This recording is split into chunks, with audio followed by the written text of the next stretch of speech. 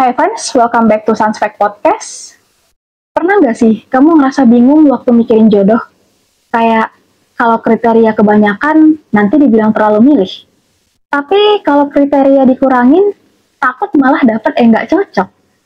Lucunya, kadang bukan karena kita sombong, tapi karena kita pernah terluka.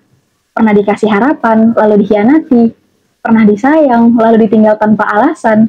Sampai akhirnya, kita mulai nyusun daftar panjang, rinci, kayak checklist rekrutmen calon pegawai surga.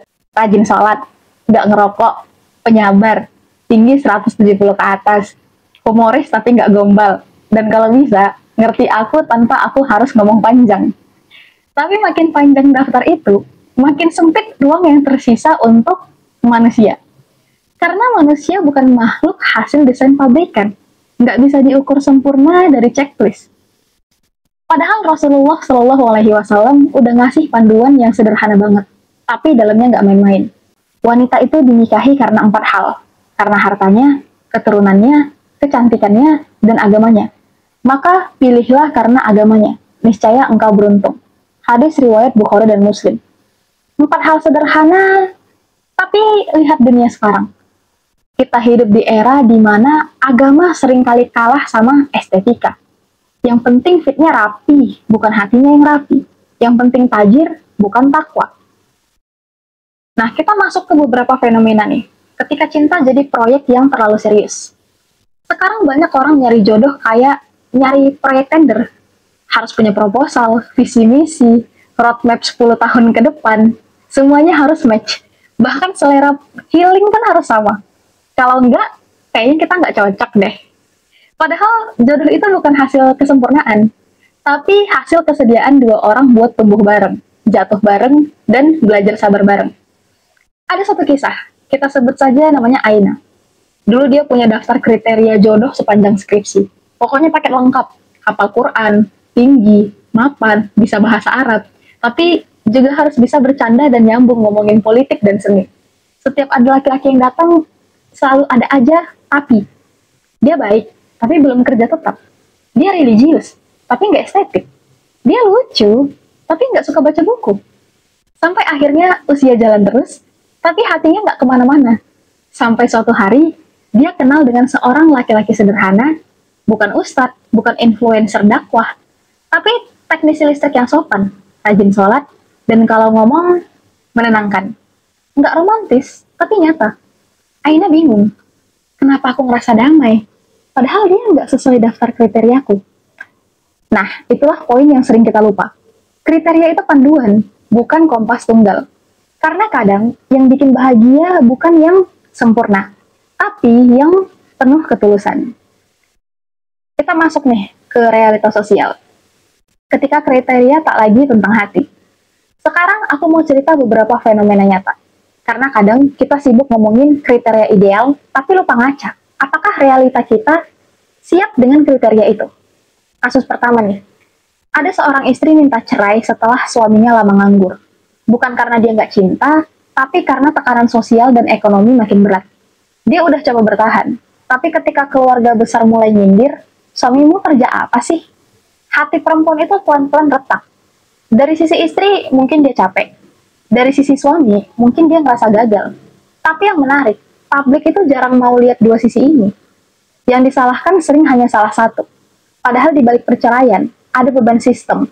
Ekonomi yang timpang, perempuan yang dituntut mandiri tapi juga patuh, laki-laki yang dituntut menafkahi tapi juga harus tahan dengan tekanan sosial. Ya, seperti itu. Kasus kedua, istri menceraikan suami yang selama ini justru menguliahkannya. Si suami kerja keras, rela makan seadanya biar istrinya bisa sarjana, tapi setelah istrinya lulus dan karirnya naik, perlahan dia merasa, aku nggak butuh kamu lagi. Mungkin bukan karena sombong, tapi karena mindset, aku pengen pasangan yang selevel. Padahal, di awal hubungan, yang dia butuh itu bukan level, tapi niat. Dan ini sering banget kejadian. Ketika cinta awalnya dibangun dari perjuangan, tapi tumbang karena perbandingan. Kasus ketiga nih, seorang suami menceraikan istrinya.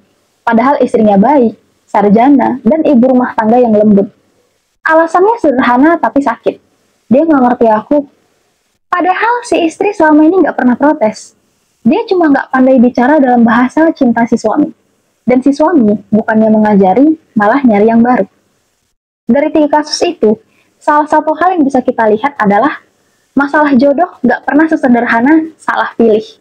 Kadang kita salah memahami arti cukup.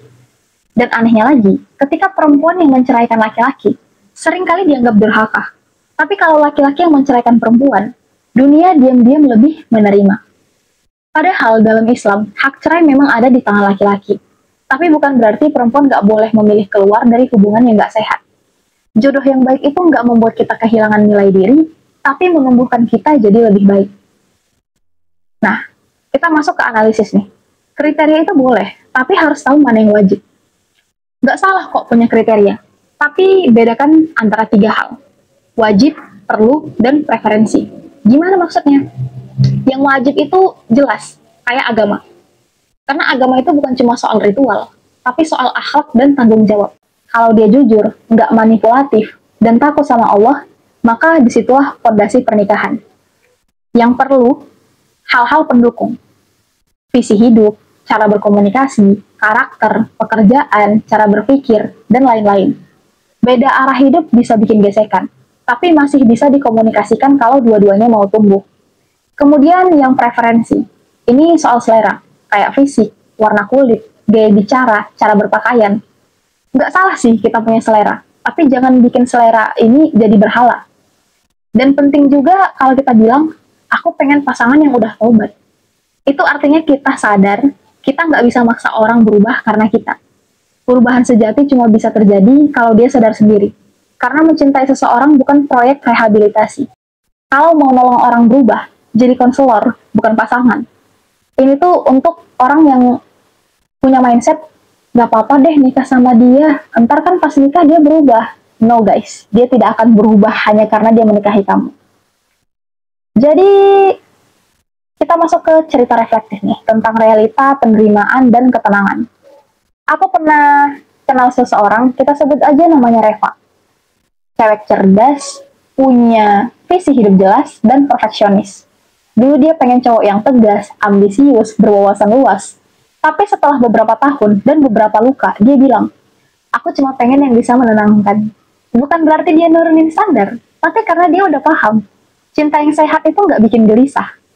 Dan cowok yang akhirnya datang, bukan sarjana luar negeri, bukan CEO, bukan konten kreator populer, tapi dia punya sesuatu yang mahal. Konsistensi. Dia jaga sholat, nggak janji mulu, tapi setiap ucapannya bisa dipegang. Dia nggak banyak bilang, aku cinta kamu. Tapi kalau Reva sakit, dia muncul tanpa diminta. Nggak bawa bunga, tapi bawa obat dan doa. Dari situ Reva sadar, mungkin cinta bukan tentang siapa yang paling keren, tapi siapa yang paling hadir. Kita masuk ke segmen terakhir nih. Kriteria itu boleh, ikhtiar itu wajib, tapi jangan sampai kita sibuk menakar sampai lupa berdoa. Jangan takut kehilangan sampai lupa memperbaiki diri. Karena jodoh itu bukan tentang siapa yang datang cepat, tapi siapa yang datang dan tetap bertahan. Aku suka satu kalimat. Jodoh itu bukan dicari seperti barang hilang, tapi dijemput dengan cara memperbaiki diri. Kalau kamu pengen pasangan yang sabar, belajarlah untuk gak mudah marah. Kalau kamu pengen yang penyayang, belajarlah menyayangi dulu tanpa syarat. Karena dalam Islam, at-thayyibun lil at-thayyibat, yang baik untuk yang baik. Dan buat kamu yang masih sendiri tapi terus berproses, percaya deh, Allah nggak pernah lupa catatan hati yang kamu tulis dalam diam. Mungkin bukan sekarang, tapi nanti.